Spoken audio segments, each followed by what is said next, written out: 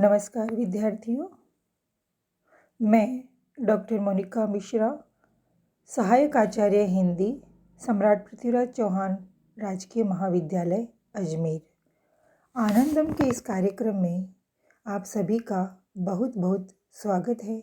आप पिछले कई दिनों से भिन्न भिन्न हमारे जो आचार्य, सह आचार्य या सहायक आचार्य हैं, उनसे अलग अलग विषयों पर आपने बहुत ही महत्वपूर्ण विचार उनसे सुने और अपने को लाभान्वित तथा गौरवान्वित महसूस किया होगा। इसी श्रृंखला में एक कड़ी के रूप में आज मैं आपके समक्ष बहुसांस्कृतिक पर्यावरण में पढ़ने व काम करने के फायदे विषय पर अपने विचार प्रस्तुत कर रही हूँ। बच्चों, इस विषय पर चर्चा करने से पूर्व हम मानव स्वभाव की बात करेंगे। शुरुआत होगी समाज के पूर्व की स्थिति से।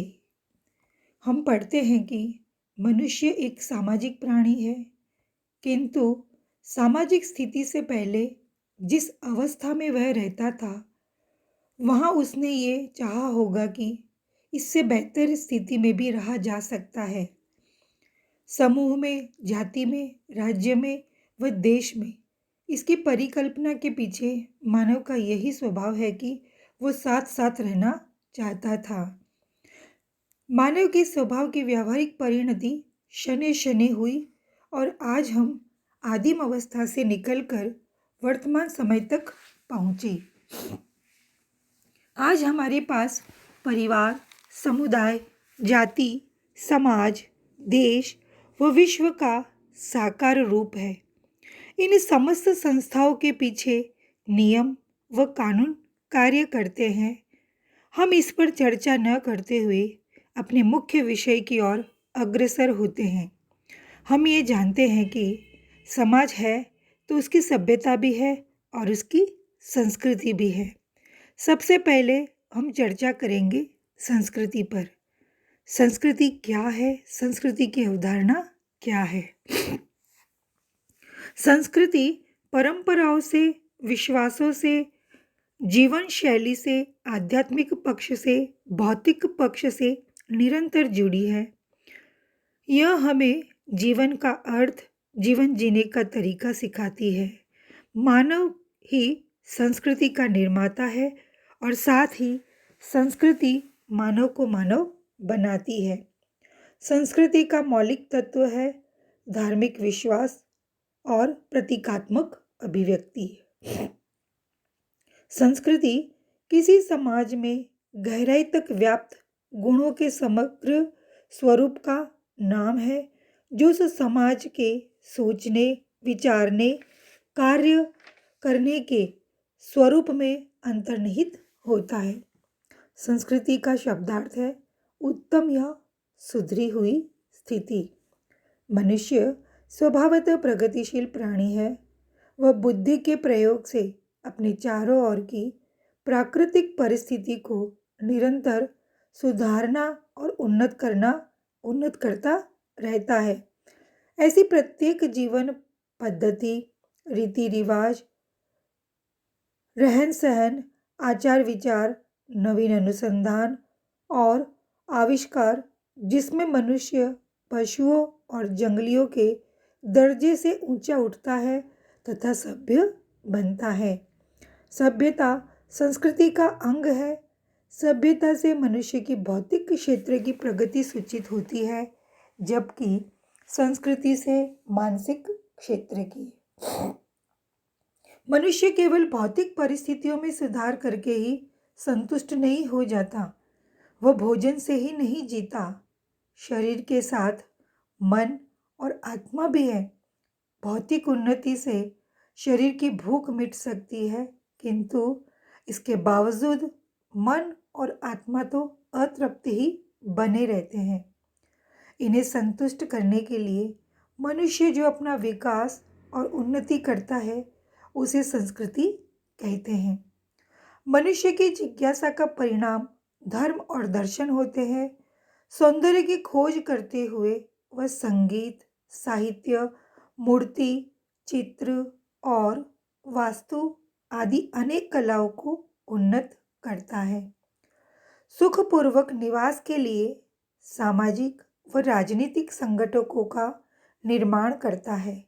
इस प्रकार मानसिक क्षेत्र की उन्नति के सूचक उसकी प्रत्येक सम्यक कृति संस्कृति का अंग बनती है। इनमें प्रधान रूप से धर्म, दर्शन, सभी ज्ञान विज्ञानों और कलाओं, सामाजिक तथा राजनीतिक संस्थाओं और प्रथाओं का समावेश होता है। ये तो बात हुई संस्कृति की। अब ये जानते हैं कि या इस ओर चलते हैं कि संस्कृति की वाहक संस्थाएं कौन कौन सी हैं। संस्कृति किसी जाति विशेष, समुदाय विशेष, समाज विशेष की हो सकती है। इन सभी संस्थाओं की संस्कृति में समानता के साथ साथ भिन्नता भी दृष्टिगोचर होती है। हमारे परस्पर साथ रहने की प्रवृत्ति ने आज हमें वर्तमान तक पहुंचाया। जब हमारे जानने की ललक व जिज्ञासु प्रवृत्ति का ही प्रतिफलन है कि हम एक संस्कृति से जुड़ने के बावजूद, या तो कहें कि जन्म के साथ जिस संस्था के सदस्य बनने का सौभाग्य मिला, हम उस संस्कृति के संवाहक तो है ही, परंतु हम अन्य संस्कृतियों की ओर भी आकृष्ट होते हैं। प्राचीन समय में जब आवागमन के माध्यम नहीं थे, तब संस्कृतियों के आदान प्रदान की प्रक्रिया काफ़ी धीमी थी। जब परस्पर युद्ध होते थे, तब एक दूसरे के संपर्क में आने पर मनुष्य जाति ने बहुत कुछ सीखा।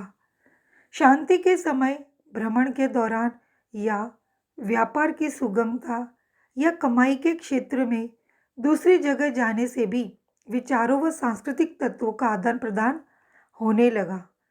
संस्कृति हमें दर्शन और धर्म के माध्यम से सत्य के निकट लाती है।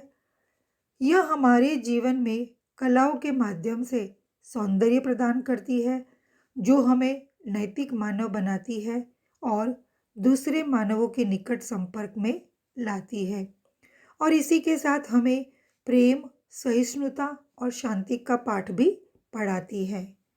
हमारे देश की बात करें तो भारत पर समय समय पर अनेक देशों के बाहरी आक्रमण हुए।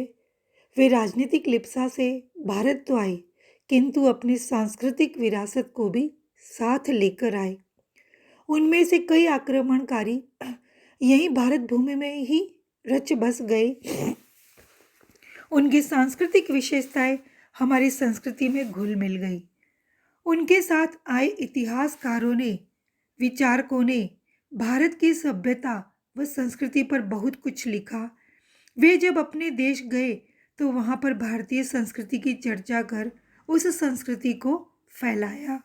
इस संदर्भ में हिंसांग, फायान, अल-बरूनी आदि अनेक इतिहासकारों के हम नाम ले सकते हैं। एक बहुत लंबी सूची हमारे सामने है, या कतिपय नाम से ही हम काम चला रहे हैं। इसी प्रकार भारत देश की जब हम बात करते हैं तो हम देखते हैं कि हमारे देश में विभिन्न समुदाय, जाति व समाज के लोग हैं। भिन्न भिन्न संस्कृतियाँ यहाँ निवास करती है। बोली, भाषा, इनमें बहुत ज़्यादा भिन्नताएं हैं। हमारी स्थानीय, सामुदायिक, राज्य की सीमाओं के बाहर भी हमने एक दूसरे की संस्कृति को अपनाया है। यानी अगर हम भारतीय संस्कृति की बात करते हैं तो यहाँ एक गजब का सम्मिश्रण दिखाई देते हैं। तभी तो विभिन्नता में एकता की बात भारतीय संस्कृति की विशेषता है। जो हम कहते हैं गंगा, जमुना और सरस्वती का जो सम्मिश्रण हमारी संस्कृति में दिखाई देता है, वह यही हमारी लोगों की खास बात है, जो इस प्रकार की विशेषताओं को विश्व के सम्मुख रखा। हमारे प्राचीन संत, फकीरों, विचारकों, समाज सुधारकों पर यदि हम दृष्टि डालें तो ये बात सर्वसिद्ध हो जाती है कि उन्होंने घूम घूम कर भ्रमण के माध्यम से अपने उपदेशों को, अपने विचारों को देश के विभिन्न क्षेत्रों में कोने कोने में फैलाया। अगर हम बात करते हैं महात्मा बुद्ध की, तो उनके उपदेश, महात्मा बुद्ध ने बहुत अधिक भ्रमण किया और उनके उपदेश पूरे भारतवर्ष में फैले। अगर आप देखेंगे तो भारत उनके अनुयायियों ने भारतवर्ष के बाहर भी उनके उपदेशों को फैलाया। गोरखनाथ जी को ले लीजिए। इसी प्रकार हम और आगे बढ़ते हैं। राजा राम मोहन राय, दयानंद सरस्वती, रामकृष्ण परमहंस व विवेकानंद जी ने भ्रमण के माध्यम से अपने विचारों का प्रसार किया। हम थोड़ा और पीछे चलते हैं, बात करते हैं भक्ति आंदोलन की। आप अगर भक्ति आंदोलन की तरफ भी जाए, जो विद्यार्थी हिंदी साहित्य के नहीं है लेकिन इतिहास के हैं, या इतना बड़ा जो आंदोलन हुआ उससे हम सब किसी न किसी रूप से जुड़े हुए हैं। ज़रूरी नहीं है कि हम हिंदी साहित्य के विद्यार्थी हो तभी हमें ये जानकारी मिलती है। ये हमारी एक नॉलेज की बात है और हमारी एक जीवन से जुड़ी हुई एक महत्वपूर्ण घटना है। ये हमारे देश की बहुत बड़ी घटना है। पूरा भक्ति आंदोलन जो था वो एक सांस्कृतिक आदान प्रदान की प्रक्रिया का जीता जागता जीवंत उदाहरण है। हम उसके भीतर अगर बैठ जाएंगे तो वहाँ से निकलना बहुत मुश्किल हो जाता है। हम वहाँ से निकल कर एक दूसरी ओर जाते हैं और एक बहुत बड़ी महत्वपूर्ण घटना जिसने एक व्यक्ति के जीवन को भी बदला, साथ ही साथ हमारे भारत देश के राष्ट्रीय आंदोलन, जब भारत अंग्रेज़ों के पराधीन था तब को भी बदला। यह महत्वपूर्ण घटना का मैं यहाँ उल्लेख ज़रूर करना चाहूँगी। ये घटना है महात्मा गांधी जी की। महात्मा गांधी जी, आप सभी जानते हैं कि महात्मा गांधी जी दक्षिण अफ्रीका में पढ़ाई करने के लिए गए थे, किंतु महज केवल व्यक्ति जब कहीं जाता है तो वहाँ पढ़ाई करके नहीं आता, वहाँ की संस्कृति, वहाँ की घटना, वहाँ की परिस्थितियों से अपने आप को उसी प्रकार से जोड़ लेता है जिस प्रकार से वो अपने देश में रहता है। हम सभी ये जानते हैं कि वहाँ रंग भेद की नीति चल रही थी और महात्मा गांधी को भी इस रंग भेद की नीति का सामना करना पड़ा और ये उनके मन और आत्मा पर ऐसी चोट पहुँची कि उनकी ही जिंदगी नहीं बदली बल्कि भारत देश के राष्ट्रीय आंदोलन को भी एक मील, भारत देश के राष्ट्रीय आंदोलन के लिए भी ये एक मील का पत्थर साबित हुआ। ये भी हमारे सांस्कृतिक आदान प्रदान, वहाँ की परिस्थितियों से जो हम प्रेरित होते हैं उसका बहुत बड़ा उदाहरण है। आगे हम बात करते हैं वैश्वीकरण की। विश्व जैसे जैसे जुड़ता चला जा रहा है, हम अधिक से अधिक वैश्विक हो रहे हैं और अधिक व्यापक वैश्विक स्तर पर जी रहे हैं। हम यह नहीं सोच सकते कि जीने का एक ही तरीका होता है और वही सत्य मार्ग है। सह अस्तित्व की आवश्यकता ने विभिन्न संस्कृतियों और विश्वासों के सह अस्तित्व को भी आवश्यक बना दिया। इन संस्कृतियों को समझने के लिए हमें हमारी संस्कृति को भी भली भांति समझना होगा।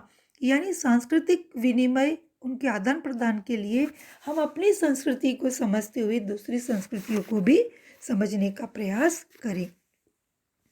वर्तमान समय तकनीकी का युग है। इस युग ने पूरे विश्व को एक वैश्विक ग्राम में बदल दिया। जो ग्लोबल विलेज की बात करते हैं वो ही वैश्विक ग्राम है।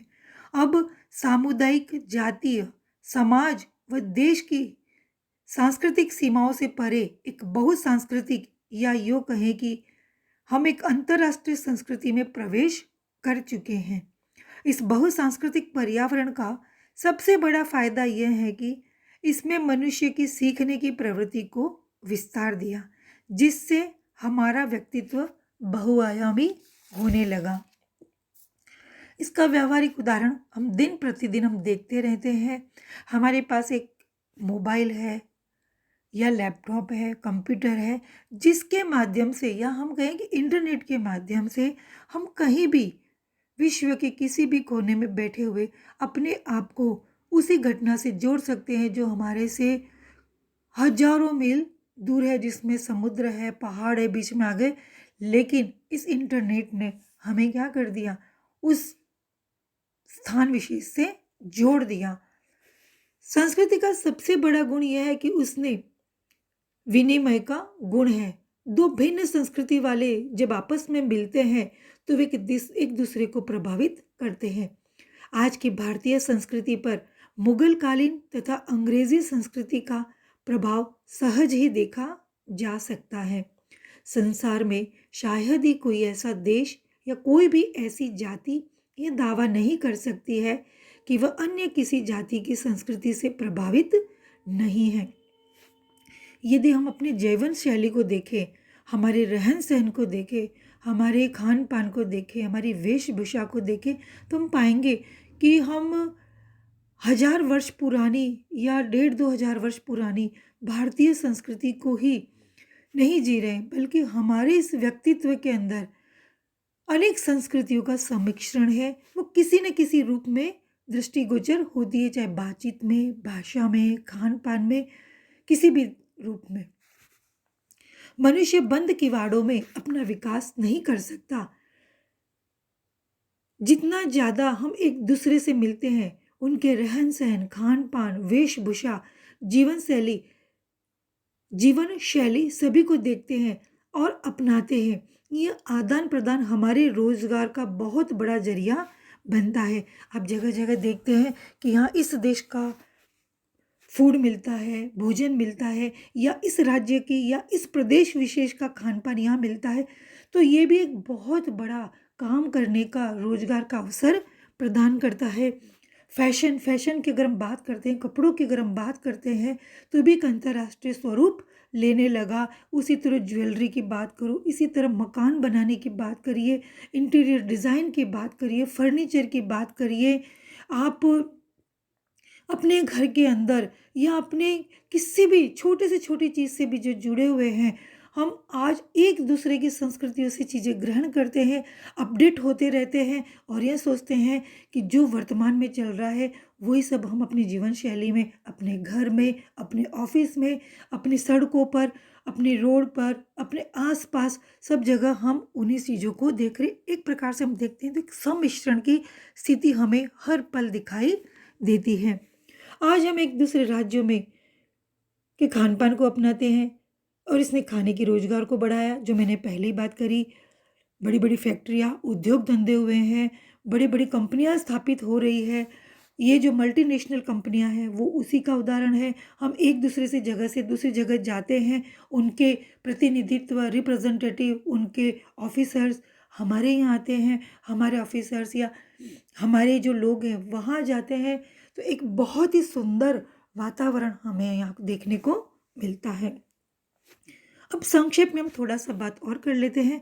बहुसांस्कृतिक पर्यावरण ने विद्यार्थियों पर जो प्रभाव डाला वो ये है कि बहुसांस्कृतिक पर्यावरण छात्रों को अलग थलग महसूस करने से रोकता है। इसके द्वारा छात्रों के बीच सम्मान, सहानुभूति और स्वीकृति का पोषण होता है। ऐसे वातावरण में सभी बच्चे समान भावनाओं को महसूस करते हैं, चाहे दुनिया में हम कहीं भी रहे, वे किस भाषा में बात करते हैं, कैसे दिखते हैं, लेकिन एक बात अवश्य कि कुछ सामान्य लक्षण हैं जो हम एकजुट करते हैं। ये बहुत बड़ी विशेषता है। क्रॉस सांस्कृतिक दोस्ती को बढ़ावा देता है ये बहुसांस्कृतिक पर्यावरण। यह वातावरण छात्रों को वर्तमान सांस्कृतिक मुद्दों से परिचित कराकर वैश्विक जागरूकता विकसित करने में मदद करता है। यह बहुसांस्कृतिक पर्यावरण या वातावरण पहचान गठन को भी प्रोत्साहित करता है। विद्यार्थियों, इस विषय पर बोलने को बहुत कुछ है, लेकिन संक्षेप में मैंने बहुत सारी चीज़ों को लिया है।